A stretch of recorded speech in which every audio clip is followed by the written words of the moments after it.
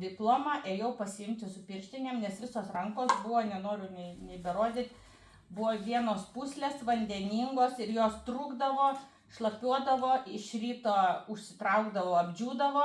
Aišku, kilograminiai hormonų tepalai ėjo ir būdavo pagerėjimas tik vasarą, kai išvažiuoji prie jūros, kai niekur nieko nedirbi, nedarai, indų neplauni, nieko, vienu žodžiu, tik tai poilsiauji ir vaikštai taip.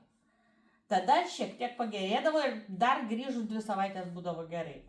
Kai pradėjau naudoti produktus, iš pradžių naudoju tik kruciferį, paskui, aišku, kai prisiregistravau, pradėjau pirkti, ne viską iš karto, bet palengva, po produktą, tiesiog komplektukais, po 3, po 4, tas pasibaigė, perku kitą ir vieną dieną atsibundu ir galvoju nenešti rankų. Ir jas man nežėjo 30 metų. 30 metų gydytojų, arbatų, vonelių, švitinimų, deginimų, visokių lempų, kuo tik tai ir su vašku, ir be vaško, ir vienu žodžiu su viso, ir viskas būdavo su hormonais. Tie hormonai per 30 metų pridarė aibę papildomų ligų, visokių. Ir tiesiog ir gimdos mioma, ir skydliaukės vėžį, ir manau, kad ačiū Dievui užbėgau už akių dar daugeliui į priekį, kas buvo numatyta, turbūt. Ir vieną dieną pabudau tiesiog su švariom rankom ir galvoju, kaip įdomiai, nieks nebenešti, man tos rankos nebedega.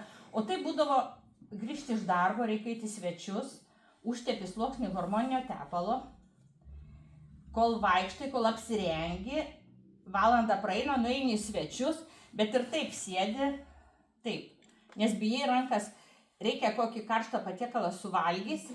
Taip būdavo. Reikia, jau draugai žinojo, tai aš, draugai, kaip sakyti, jau nebesigėdydavau, bet kur svetimų žmonių, pavyzdžiui, kas nežino mano problemos, tai tiesiog būtų bjauru. Tai pirksi bliuzelę kokią, kad, tiesiog, kad pridengtų tas rankas, nes tiesiog pačiai nejauku būdavo baisu. Karštos, jūs tokios atšerpetuojusios visos ir joks kremas, jokie...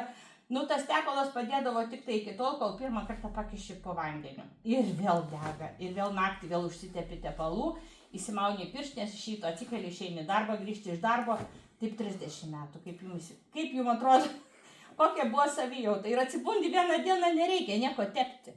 Tai džiaugsmo iki negalėjimo. Ir klausiaus, galvoju, kurią čia dieną vėl išbersi ir kurią dieną vėl reikės visko. Ir viskas, išmečiau visus tepalus ir tiesiog džiaugiuosi laimę ir su draugė džiaugiuosi, kad jų nebereikia. Tų istorijų labai daug ir tikrai labai smagu, kai gali padėti žmogui ir specialybės